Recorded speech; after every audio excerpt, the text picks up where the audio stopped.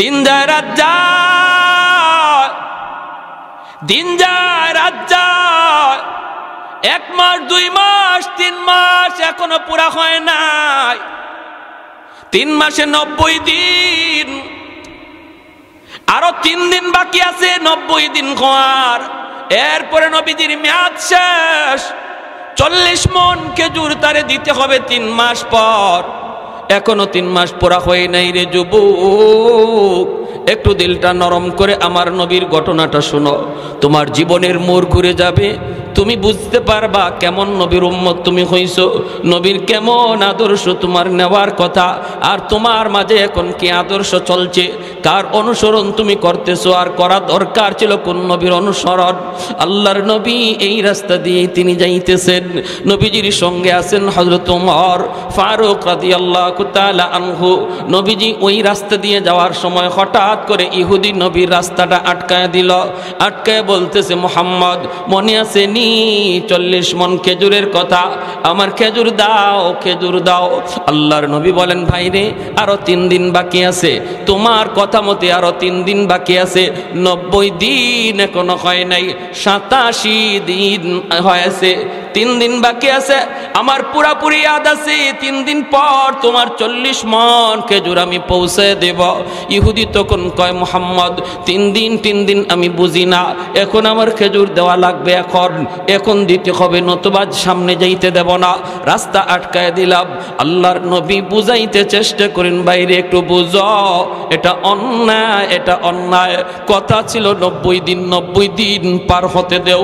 সে বলে, আমি বুঝি না, এত কথা বুঝি না, এত কথা বুঝি না, সামনে তোমাকে যাইতে দেব না। বইলাই মায়ার নবীর কলারের মধ্যে ধরে ফেলেছে। নাউজুবিল্লাহ, জোরে বলুন তো, সে ন্যায় করতেছে না অন্যায় করতেছে? খারাপ, ভালো না খারাপ আচরণ। কিন্তু আমার নবী দ্বীনের নবী, মায়ার নবী, রাগ করেন না, নবী রাগ করেন না। এত খারাপ আচরণ মায়ার নবীর সাথে করলো, এরপরও নবী তারে বুঝান। আমার নবীর কলারের মধ্যে, জামার মধ্যে ধরে ফেলেছে। এরপরও নবীজি তার হাতের মধ্যে মালিশ করেন, ভাইরে একটু বোঝার চেষ্টা করো, তুমি বুঝের মানুষ, তুমি অবুঝের কাজ কইরো না।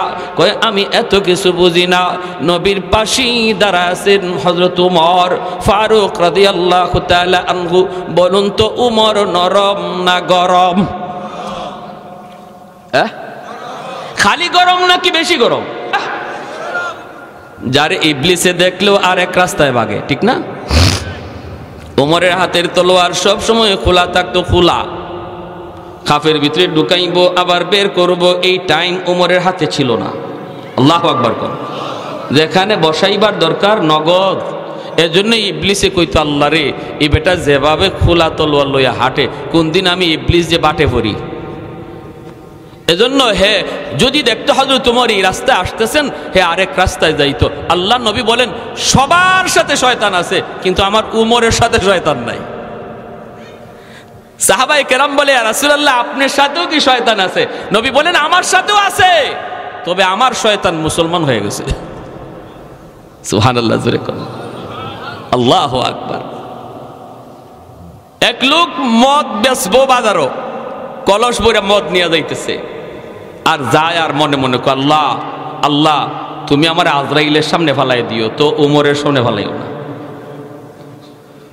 কিন্তু যেখানে বাঘের ভয়, এখানে আসেনি, আপনাদের এলাকায় ওইটা আসেনি এই কথা, যেখানে বাঘের ভয় এখানেই বলে রাইতে হয়। যে উমরের ডরে যাইতেছে, হঠাৎ করে দেখে ওই উমরে আসতেছে, কলিজা পর্যন্ত কাইপে উঠছে। ও মালিক, মালিক, তোমার কাছে চাইলাম কিতা, ওই লোকিতা, আল্লাহ ওমরের কাছ থেকে বাঁচাও, ওমরের কাছ থেকে বাঁচাও, ওমরের কাছ থেকে বাঁচাও। এভাবে কয়া কয়া রাস্তার কিনারা দিয়ে যাইতেছে, মনে মনে কয়, আল্লাহ কোনো রকম আমারে পার করে দেও, আল্লাহ কোনো রকম পার করে দেও। রাস্তার কিনারা দিয়ে চলে যাইতেছে, কলসটারে লুকায়া লুকায়া, মনে মনে ভাবতেছে হয়তো ওমর দেখবে না। কিন্তু যেই মাত্র সোজাসুজি হয়ে গেল রাস্তায়, ওমর ডাক দিয়ে দিলেন, ও মিয়া দাঁড়াও।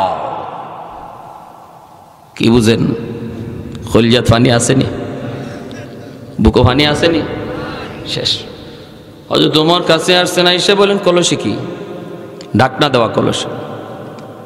এখন কি কয়? যদি কই কলসে মদ, ওমরের হাতের তলোয়ার কিন্তু খোলা, তলোয়ার। যদি কয় মদ, তাহলে এখানেই কবর। বাঁচার জন্য কয় কলসের ভিতরে দুধ। কি কয়? মনে মনে ভাবতেছে হয়তো দুধ খাওয়ার পরে ওমরে বলবে ঠিক আছে চলে যাও, কিন্তু না গো, এমন হয় নাই। ওমরে কয় দুধ না অন্য কিছু দেখতে হবে, ঢাকনা সরাও। যেই মাত্র কইছে ঢাকনা সরাও, ঢাকনার দিকে যখন হাত বাড়ায়, হাতে কাঁপতেছে, বডিতে কাঁপতেছে, আর কালিমা পড়তেছে, আর কই এখানে জীবনে শেষ কথা যেন কালেমা হয়। মনে মনে কয় আল্লাহ, বহুত বড় অন্যায় করে ফেলেছি গো মাবুদ, তোমার কাছে চাওয়ার তো কোনো কিছু কমতি নাই। আল্লাহ, আমি বহুত বড় অন্যায় করে ফেলেছি, জীবনের জন্য আমি তওবা করলাম, আমি আর জীবনে মদের ব্যবসা করব না। আল্লাহ, তুমি আজকের মতো আমাকে বাঁচাও। দিলে দিলে শুধু কান্না করে করে আল্লাহর কাছে তওবা করেছে। আল্লাহ তার দিলের কান্না আল্লাহ কবুল করে ফেলেছে। যেই মাত্র দিলে দিলে তওবা করেছে রে আল্লাহর গোলাম, তওবা করার জন্য মুফতি সাহেবের কাছে যাইতে হয় না, অপরাধ থেকে ফিরে আসার জন্য চেয়ারম্যানের কাছে যাওয়া লাগে না রে আল্লাহর গোলাম। আল্লাহর নবী বলে আত্তাইবু মিনাজ যামবি কামান লা যামবালা। তুমি অন্যায় করেছো, অন্যায়ের কথা কাউকে বলা লাগবে না, কারো কাছে গিয়ে বইলে তোমার তওবা করা লাগবে না, মুখে মুখেও বলতে হবে না, পয়সা করেও খরচ করা লাগবে না, শুধু দিলের ভিতরে তুমি কও আল্লাহ ভুল করে ফেলেছি, অন্যায় করে ফেলেছি গো মালিক। এই অন্যায়ের খবর কেউ জানে না, জানো শুধু তুমি। আল্লাহ, তুমি যেমন গোপন করে রাখছো, কিয়ামতের ময়দানও এই দোষটা গোপন করে রাখো। আল্লাহ, আমি আর জীবনে এই অন্যায় করব না। আল্লাহ পাক তার দিলের কথা শুই না, তার তওবাকে আল্লাহ কবুল করে নেয়। এখানে আপনারা যারা আসছেন, আপনারা কে কোন অপরাধে জড়িত, আমি কোন গুনার মধ্যে জড়িত কেউ জানে না, জানেন আল্লাহ। এই জায়গায় বসে যদি মনে মনে তওবা করে ফেলি, আল্লাহ গো, আল্লাহ আমার এই অপরাধ কেউ জানে না, জানো তো তুমি। আল্লাহ, এই জায়গায় বসে আমি তওবা করলাম, আর জীবনে আমি এই অন্যায় করব না, এই অন্যায় পথে যাইব না। আল্লাহ পাক তোমার দিলের কথাটা আল্লাহ পাক শুনতেছেন, কারণ আল্লাহ আলিমুম বিযাতিস সুদূর। রব্বুল আলামিন বসার আগে তুমি ছিলা গুনাহগার, দিলে দিলে তওবা করার পরেই তুমি হয়ে যাবা আল্লাহর ওলি। তওবাকারীর নাম আল্লাহর তালিকায় ওলির খাতায় লেখা হয়, ওলির খাতায় লেখা হয়। অতএব এখানে আমরা যারা বসলাম, এই মুহূর্তে যদি গুনাহ থেকে সরার নিয়ত আমরা এখন করি, তাহলে নিয়ত করার সাথে সাথে আল্লাহ পিছনের সব গুনাহ মাফ কইরা ওলির খাতায় আমাদের সবার নাম লিখে দিবে। কারা কারা এই নিয়তটা করতে পারি একটু হাত তুলে আল্লাহকে দেখান। সবাই সবাই সবাই। আল্লাহ, তুমি প্রতিটা হাতকে কবুল করো। আল্লাহ, জানি না আমরা কে কোন গুনাহে জড়িত, কিন্তু আল্লাহ তুমি তো জানো। আল্লাহ, আমরা সবাই স্বীকার করলাম আমরা আর এই গুনাহ করবো না। আল্লাহ, তুমি মাফ করো। আমিন কোন সবাই আমিন। হাতটা বাড়াইতেছে কলসের দিকে, হাতটা কাঁপে, বডিটা তার কাঁপে, ভয়ে কাঁপতেছে, কিন্তু আল্লাহর দরবারে তার দিলের কথা তো কবুল হয়ে গেছে আল্লাহর গোলাম। যেই মাত্র কলসের ঢাকনাটা সে সরাইছে আর নিয়ত করে ফেলেছে, এখনই তো আমার কল্লা যাবে, আমিও তো এমনি বাঁকা হয়ে রয়েছি, কল্লা তো আমার রেডি হয়ে রয়েছে। ওমরের হাতে তো তলোয়ার, মাত্র তলোয়ারটা চালাবে, দেহ থেকে কল্লা আলাদা হয়ে যাবে।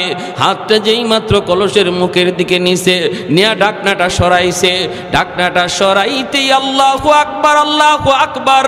তাকায় দেখে কলস ভরা মদ আল্লাহ পাক দুধ বানায়া দিছে। আর একটু জোরে সুবহানাল্লাহ। লা জিদ্দা ওয়ালা নিদ্দা ওয়ালা হাদ্দা লিমাওলা, লা জিদ্দা ওয়ালা নিদ্দা ওয়ালা হাদ্দা লিমাওলা, আল আনা কামা কানা ওয়ালাম ইয়ালকা জাওয়ালা, আল আনা কামা কানা ওয়ালাম ইয়ালকা জাওয়ালা, লা মিসলা ওয়ালা সাওয়ারা মিসলাম ওয়া নাযীরা মান ক্বালা সিওয়া যালিকা কাদ ক্বালা মুহালা মান ক্বালা সিওয়া যালিকা কাদ ক্বালা মুহালা লা ওয়ালদা ওয়ালা ওয়ালিদা লা আম্মা ওয়া খালা লা শিবহা ওয়ালা মিসলা ওয়ালা কুফুয়া লিমাওলা। একটু জোরে সুরে বলেন আল্লাহু আকবার। সেই ওমর আমার নবীর পাশে, এত গরম সাহাবী হযরত ওমর নবীর পাশে, আর নবীর সাথে ইহুদি এত খারাপ আচরণ করতেছে, এরপরও ওমর তলোয়ার চালাইতে পারেন না। গুসায় ওমর ফুলে যাইতেছেন, চেহারা লাল হয়ে গেছে। ওমর অ্যাকশনে যাইতে পারেন না, কারণ মায়ার নবী স্বয়ং এখানে হাজির। আমার নবী ইশারা না দিলে, নবী অনুমতি না দিলে ওমর কিছু করতে পারতেছেন না। কিন্তু গুসায় তিনি কাঁপতেছেন, ঠিক না? আমার আপনার সামনে যদি নবীর সাথে এমন আচরণ কেউ করত, তাহলে আমি বাসমু না মরমু এই চিন্তা আমাদের কারো থাকতো না, ঠিক না? ঠিক না? জোরে কন। এখন তো নামাজ কাজা হইতে পারে, কিন্তু নবীরে আমার সামনে বেইজ্জত করবে আর আমি সায়া সায়া দেখমু, এটা কোনোদিন নবীর উম্মতের কাজ হতে পারে না, ঠিক কি না? আমার আপনার চেয়ে 1000 গুণ ইশক ভালোবাসা ওমরের অন্তরে। সেই ওমরের অবস্থাটা কেমন হইতেছে এখন বুঝেন। চেহারা লাল হয়ে গেল, চোখগুলা বড় বড় হয়ে গেল, কিরিমিরি খাইতেছেন, কিন্তু নবীর দিকে বারবার তাকাইতেছেন। নবী কোন রকম একটু ইশারা দেননি, বলে এ বেটা উমর তুই এখনো তাকায় তাকায় দেখস, ওরে সাইজ কর, এরকম খালি ইশারাটা নবী দেন কিনা। আর নবীর ইশারা ছাড়া যদি কিছু করেন তাহলে তো নবীর কাছে অন্যায় হতে পারে। ওমর চুপচাপ দাঁড়ায় রয়েছেন আর ফুলতেছেন। যেই মাত্র নবীর কলারও ধরে ফেলেছে, আল্লাহ নবী হযরত ওমরের দিকে তাকাইছেন, তাকায় দেখেন ওমরের চোখগুলা লাল হয়ে গেছে, চেহারাটা লাল হয়ে রয়েছে। হবেই তো, হবেই তো, হবে না কেন? মায়ার নবী তখন বলেন, ওমর, ধমক দেওয়ার কথা ইহুদিকে আমার রহমতের নবী বলতেছেন, ওমর চোখ নিচের দিকে নামাও, গোসা থামাও, সে পাওনাদার, দুই কথা বলতেই পারে, তোমার আমার রাগ করা উচিত নয়। আরো আসতে এখন সুবহানাল্লাহ। চিনে যান নবীকে, কোন নবীর উম্মত আমি আপনি, একটু নবীর আদর্শটা শুনে যান। আর আমি আপনি হইলে কি কইতাম, এই তুই এরে এখনো জমিনের উপরে রাখছো, হ্যাঁ? পাশে যে থাকতো বডিগার্ড, এরে কইতাম তুই এরে এখনো জমিনের উপরে রাখছো, এরে তাড়াতাড়ি জমিনের নিচে শোয়াই দে, ঠিক না? কিন্তু আল্লাহ নবী ধমক দেওয়ার কথা ইহুদিরে, ধমকটা দিলেন নবীর সাহাবীরে, ওমর চোখ নিচের দিকে নামাও, সে পাওনাদার, পাওনাদার দুই কথা বলতেই পারে, এই হজম তোমার রাখতে হবে। যেরকম সুবহানাল্লাহ। তাহলে আমরাও বুঝলাম পাওনাদার দুই কথা বলে যদি, এটা হজম করা নবীর সুন্নত, ঠিক না? আর আমাদের সমাজে তো এখন উল্টা। আমাদের সমাজে এখন কেউ যদি কাউরে করজ দেয় আর এই পাওনা টাকা চাইতে যায়, হে আরো উল্টা বেইজ্জত হয়। সমাজ উল্টে গেছি গা। আজকে করজ নাই কেন সমাজে? কারণ খরচ টাকা দেওয়ার পরে এই টাকা তুলা আর সম্ভব মনে হয় আপনাদের নরসিংদীতে নাই, নাকি আছে? হ্যাঁ, সুদের লেনদেন বাড়ছে কেন? মানুষ করজ দেওয়া বন্ধ করে দিছে ভয় পাইয়া। হায় রে, বিপদে পড়ে করজ নিল, এই করজের টাকা তুলতে গিয়ে আমার স্যান্ডেল ক্ষয় হয়। ময়মনসিংহ এক জায়গায় বয়ান করলাম, এক লোক হুজুর একটা কথা কইছেন, হুজুর আমার কাছ থেকে 5,000 টাকা নিছিল, খাওয়ানে বইসি বলতেছে 5,000 টাকা নিছিল, এই 5,000 টাকা আজকে 5 বছর হে আমারে দেয় না, আমি গরিব মানুষ, আজকে অভাবে পড়ছি, যতবার চাইলেই কয় আমি কি মরে গেছি? চাইলে কি কয় জানেন, আমি কি মরে গেছি? তোমার টাকা লইয়ে কি আমি মরে গেছি? দিমু তো বললাম। তখন আমি কইলাম, ভাই তুই কোন দিন মরবে এটা কো? যেদিন মরবে মরার আগের দিন আই, মরার আগে আইতাম না। পারবো কেউ এরকম গ্যারান্টি দিত? যেরকম গ্যারান্টি দিতে পারবে? বলে ভাই তুই আমি আগামী মাসে মরমু, তুই ওই 30 তারিখের আগে 29 তারিখ আইস। এই কথা বলার কোনো সুযোগ আছে? তো এই কথা বলার সুযোগ নাই। বলতেছে হুজুর একদিন তারা বাজারে পাইলাম চা খাইতেছে বন্ধু বান্ধব লইয়া, তো আমি বললাম ভাই দেখ ভাই তুই বিপদে পড়ছিলে, আমি তোরে সাহায্য করছি ভাই, আজকে আমি বড় বিপদে ভাই, তুই আস্তে আস্তে হইলে টাকাটা দিয়ে দেস না ভাই, আমি খুব বাচ্চা কাচ্চা নিয়ে কষ্টে আছি। কই এই কথা কেন কইলাম? বাজারে হে আমার উপরে এমন পিক আপ লইছে, হয় মিয়া যেখানে মন চায়, যে জায়গায় মন চাই এই জায়গায় খালি টাকা চাও, তুমি আমার পাইছো কি? আমি কি তোমার মতো তো বেইজ্জত নাকি? ওই দেখেন কি জাত, আমি কি তোমার মতো নাকি বেইজ্জত? তুমি যে এখানে মন এখানে টাকা চাও। তখন ওই সাথী যারা আসছিল দোস্ত, হেরাও তো চা খায়, এক দলের হেরা খাওয়া ঠিকই তো কইছে। এই মিয়া তুমি পাও না টাকা, পাও টাকা বাড়িতে গিয়ে চাইবা, যেদিকে যেখানে পাইবা তার ওখানেই টাকা চাইবা। কি পাইছো তুমি? মগের মূল্য পাইছো নাকি? চরম অন্যায় করছো তুমি, টাকা চাইয়া চরম অন্যায় করছো। হয়তো ভাই অন্যায় করছি, এখন কি করা লাগবে? কয় আমাদের সকলের 4 বিল তুমি দিয়া যাইবা জরিমানা। ফাউনার টাকা চাইতে গিয়ে আমার 250 টাকা জরিমানা। কি ভাই? আর এজন্য মানুষ হাতে টাকা থাকলেও হয় নাই, ঠিক না? টাকা থাকলেও হয় নাই। আর সুদকুররা তো কাঁচা টাকা লইয়া বই রয়েছে, আমার দ্বারা আও গিট্ট লাগাইয়া সারম। এজন্য সমাজে সুদের ব্যবসা গরম, কারণ সমাজে করজ দেওয়া বন্ধ হয়ে গেছে। আর করজ বন্ধ হওয়ার পিছনে দায়ী আমরা নিজেরা। টাইম মতো যদি দিয়া দিতাম, আরেকবার বিপদে পড়লে চাইলে পাইতাম, আরেকবার চাইলে পাইতাম। এটা বন্ধ হয়ে যেতেছে। যে যারা টাকা করজ দেয় মনে হয় যেন একবারই দিয়ে দিছে, এই টাকা চাওয়ার আর কোনো সুযোগই থাকে না। হাই হাই, আমার কাছে এরকম কয়েকজনে চাইছে। আমি বুঝি তো। চাওয়ার পরে আমি বললাম, ভাই তুই আমার সে 5000 টাকা চাইছো, করজা লাগতো না ভাই, আমি তোরে 2000 টাকা এমনি দিয়ে দিলাম। জাগি ভাই আমার করজ লাগবো না। কিন্তু দেখেন করজে কত বড় সওয়াব ছিল। আল্লাহ নবী বলে দান করলে যেই সওয়াব, করজে 18 গুণ বেশি সওয়াব। একজন মানুষকে দান করলে যেই সওয়াব, একজন মানুষকে করজ দিলে এর চেয়ে 18 গুণ বেশি সওয়াব।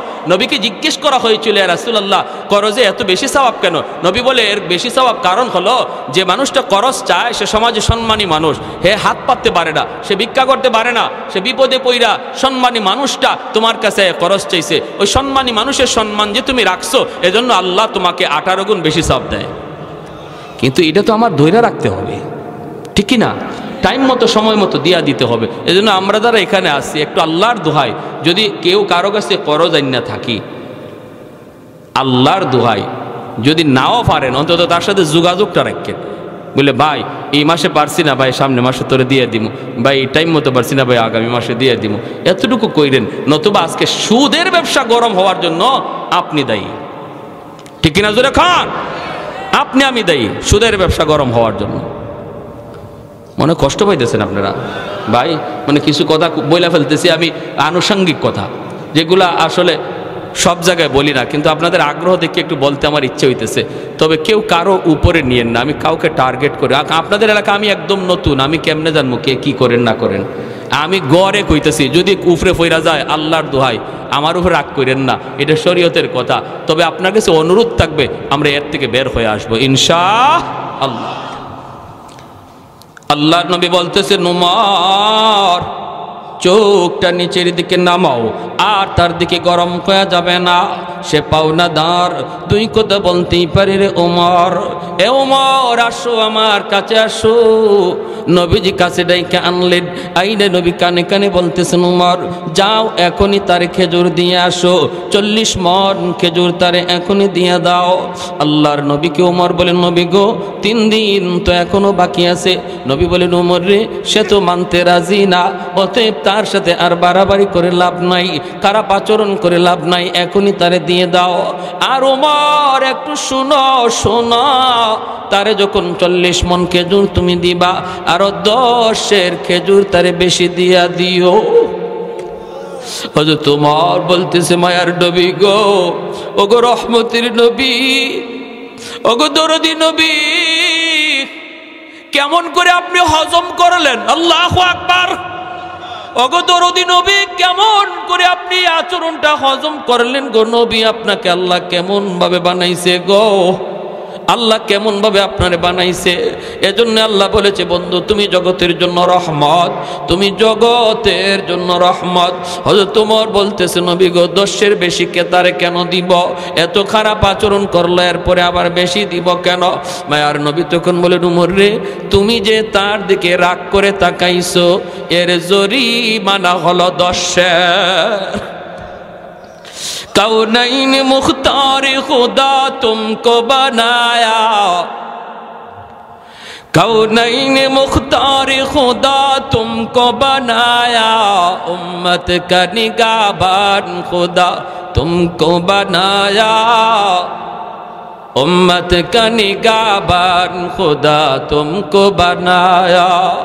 मौला मेरा आका मेरा रहमत की नबी है, ताजदार मदीना के तुम्हारे अरबी है, ताजदार मदीना के तुम्हारे अरबी है।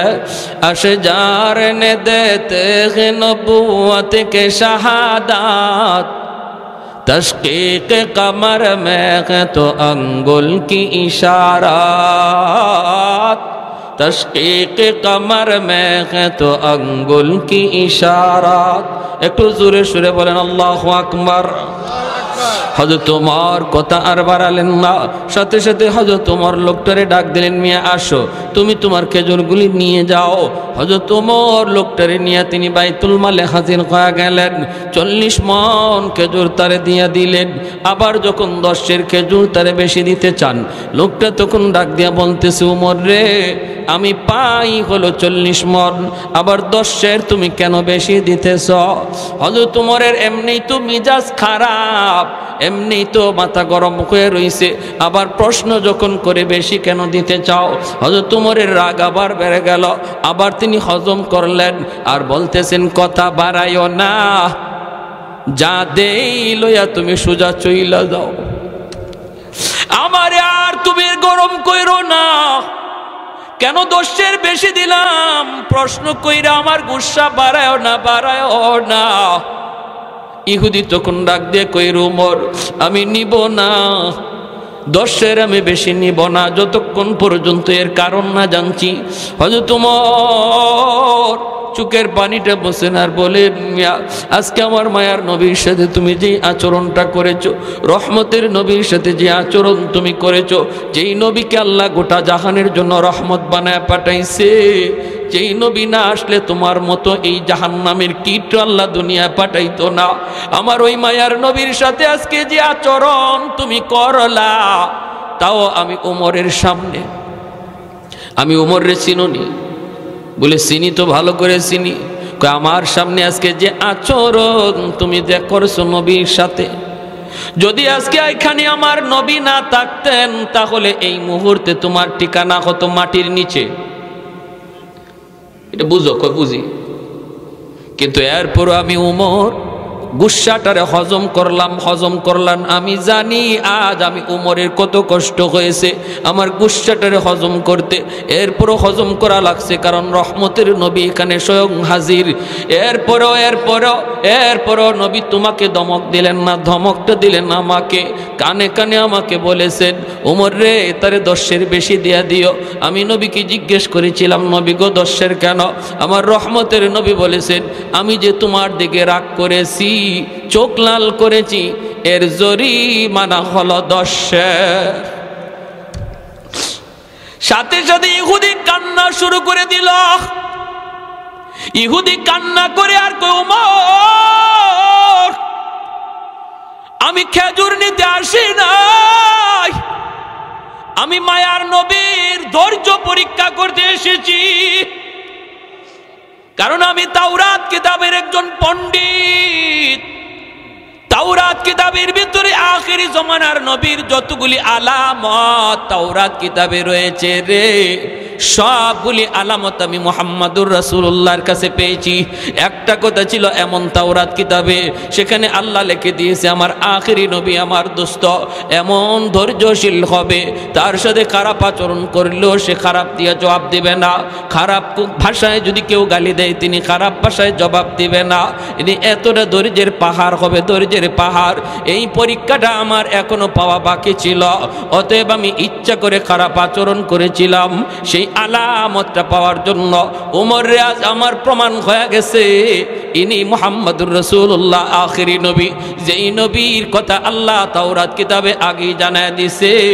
অতএব আমি আর দেরি করতে চাই না, আমাকে তাড়াতাড়ি কালেমা পড়া নবীর দরবারে নিয়ে যাও। আল্লাহু আকবার জোরে বলি লা ইলাহা ইল্লাল্লাহ জুড়ে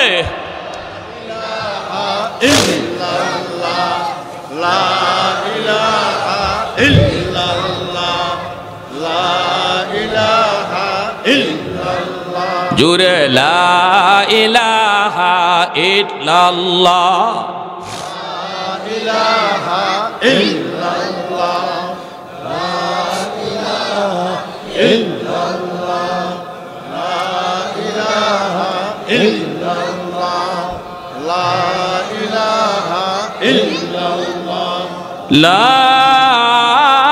ইলাহা ইল্লাল্লাহু মুহাম্মাদুর রাসূলুল্লাহ জোরে বলি সাল্লাল্লাহু আলাইহি ওয়াসাল্লাম। আমার নবীর এই আখলাকটার নামই হলো খুলুকে আযীম। যেই আখলাকের কথা আল্লাহ পবিত্র কোরআনে বলেছেন সূরাতুল কলম, আল্লাহ বলেন ওয়া ইন্নাকা লাআলা খুলুকিন আযীম। বন্ধু, আমি তোমাকে পৃথিবীর শ্রেষ্ঠ আখলাক দান করেছি। আমাদের নবীর আখলাকের চেয়ে উত্তম আখলাক পৃথিবীর আর কারো ছিল না। এই আখলাকটার নাম হলো খুলুকে আযীম। খুলুকে এজন্য আব্দুল্লাহ ইবনে মুবারক উনি ওনার মুরিদকে বলতেছে, বাবা পাশের ঘরটাই ছিল একজন কামারের ঘর, ওই কামার সে তো জান্নাতে আমার চেয়ে অনেক উঁচু মাকাম পাওয়া গেছে, অনেক উঁচু মাকাম পাওয়া গেছে। এই কথা বলতেই দেখা যায় চলে গেলেন তার বিবির কাছে। বিবিকে জিজ্ঞেস করলেন, বিবি কয় আমার স্বামী যখন কামারের কাম করতেন, দোকানে যতক্ষণ তিনি কাম করতেন ততক্ষণ অন্তরে আল্লাহর ভয় থাকত। আজান হলে পরে সে মসজিদে যাইত, দোকানের কাম তারে মসজিদ থেকে দূরে রাখতে পারতো না। আমার অত্র এলাকার ব্যবসায়ী ভাইরা, আপনারাও যদি এই কথা মনে করেন আমার ব্যবসার জায়গায়, কিন্তু আমার আল্লাহর হুকুম ব্যবসার চেয়ে বড়, ঠিক না? নামাজ বড় না দোকানদারি বড়? আওয়াজ আসতে কেন, জোরে কোন? নামাজ বড় না দোকানদারি বড়? যদি কেউ মনে করেন নামাজ বড়, আমার দোকানদারি বড় নয়, মুয়াজ্জিন সাহেব মসজিদ থেকে এই এলানটাই দেয়, আল্লাহু আকবার, আল্লাহু আকবার। এই এলান মুয়াজ্জিন সাহেব দেয় না, মূলত এই ঘোষণাটা আল্লাহ নিজে দেয়, এ বান্দা আমি আল্লাহ বড়, আমি আল্লাহ বড়। তোমার দুনিয়াদারি ছোট, হাতের কাম ছোট, পায়ের কাম ছোট, ব্রেইনের কাম ছোট, ঘরের কাম ছোট, সব কিছু তোমার ছোট, আমি আল্লাহ বড়, আমি আল্লাহ বড়। এই কথাটা যেই মানুষের অন্তরে থাকবে, এই মানুষটা কখনো আজান শোনার পরও দুনিয়ার কামে থাকতে পারে না, আজান হওয়ার পরেও সে দোকানদারি করতে পারে না। যদি মানুষ আজান শোনার পরও দোকানদারি করে, দুনিয়ার কাজে লিপ্ত থাকে, যদিও মুখে বলল আল্লাহ বড়, কিন্তু তার কাজে প্রমাণ করলো না না মুয়াজ্জিন তুমি যে বলতেছো আল্লাহ বড়, না না আমার কামটা বড়, এজন্যই তো আমি তোমার ডাকে সাড়া না দিয়া কামে ব্যস্ত। কাজে প্রমাণ করে তুমি বলতেছো কাজ বড়, আল্লাহ বড় নয়। ভাইরে এমন না, এমন না, কাজটা তো কোনি বন্ধ। সাহাবায়ে কেরামের জীবনের দিকে যদি তাকান, একজন কোরাল নিয়ে এভাবে উঠাইছেন, মাত্র তিনি কাঠটা পারবেন, আর একটা কোপ দিলে পরে কাঠটা আলাদা হয়ে যায়, লাকড়িটা হয়ে যায়। কিন্তু আজান হওয়া মাত্রই তিনি কোরালটা সামনের দিকে আনেন নাই, পিছনের দিকে কোরালটা ফালায় দিছেন। মহিলারা এমন ছিল গো মা, নবীর যুগের মহিলারা এমন ছিল, সুই সুতা নিয়ে তারা কাজ করতেছেন, সেলাই কাজ, সেলাই করতে করতে আর একটা গায়ে দিলে পরে সেলাইটা কমপ্লিট হয়ে যায়। সুইটা উঠাইছেন, মাত্র ঢুকাইবেন, ওই অবস্থায় আজান কানের মধ্যে আসছে। নবীর যুগের মহিলারা সাথে সাথে সুই সুতা রেখে দিছেন, একটা গায়ে দিলে পরে কাজটা শেষ হয়ে যাইতো। এতটুকু তারা করার সাহস পান নাই, কারণ তারা বুঝতেন আজানে কি বলা হইতেছে, আজানে ঘোষণা দেওয়া হইতেছে আল্লাহ বড়। ওই অবস্থায় যদি আমি দুনিয়ার কামটা করি তাহলে প্রমাণ হবে দুনিয়ার কাম বড়। আল্লাহর বান্দি কয় আমার স্বামী ইনি ও যখন কামারের কাম করতেন হাতুড়ি উপরে উঠাইছেন, আর একটা আঘাত দিলে পরে লোহার কাম তার শেষ হয়ে যাইত।